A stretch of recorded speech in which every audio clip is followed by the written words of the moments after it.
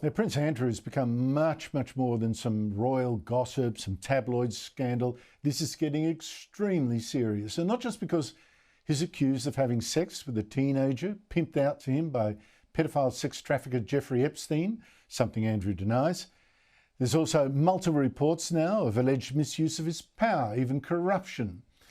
Flying around the world, supposedly to make deals for Britain, while actually making shady deals with shady people in places like Kazakhstan. Benefited entirely himself. And now come reports that has essentially lived rent-free for decades at the Royal Lodge, his home. Now, Andrew has already been stripped of his title, Duke of York. Now, some British MPs want him to lose his title of Prince. And others demand that he explain his use of the Royal Lodge to Parliament in person. And the Prime Minister last week did not rule that out.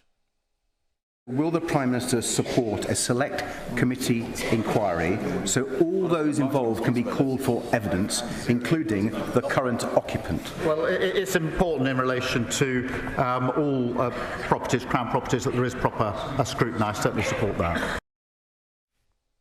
Joining me from London is writer, presenter, commentator Esther Krakue. Esther, great to see you. How serious is this now for Prince Andrew, and where could this go next?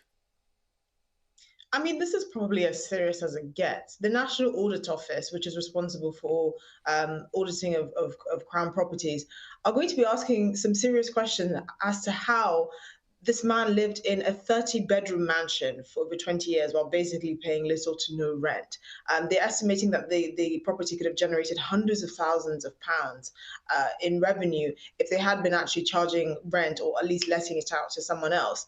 And this goes back to the previous point of stripping Prince Andrew of his titles is just the beginning. And this is something that should have happened years ago. We know that if Prince Andrew was the average Joe Blow walking down the road, the Metropolitan Police would have been all over him like white on rice if he had those links to Jeffrey Epstein. And I think the public are demanding that it's no different for Prince Andrew. Now, obviously, the royal family wants to jettison this headache of a man who has clearly no judgment and who has put his position in the royal family into disrepute.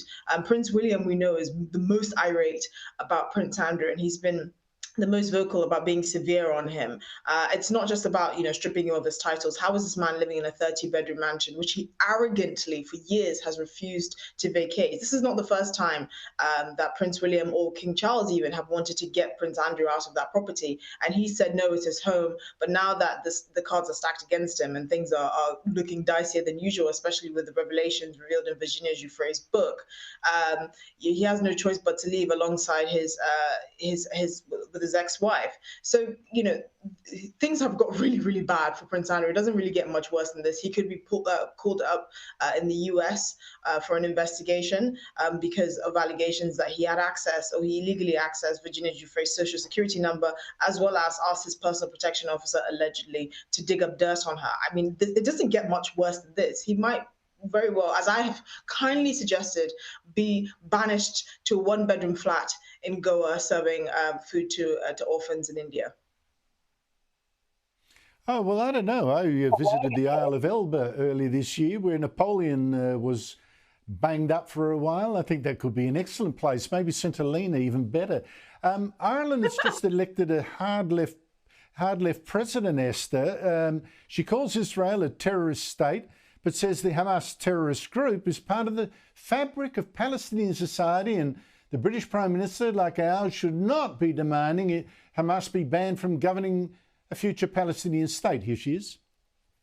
I'm asking you this morning why you would say Hamas is part of the fabric of the Palestinian people. I'll try and answer that for you as best I can. They are part of the civil society of Palestine. Do you regard them as a terrorist organisation? They are prescribed as a terrorist organisation. Do you accept that? Do you agree with that designation? That's the designation. Israel is acting as a terrorist state.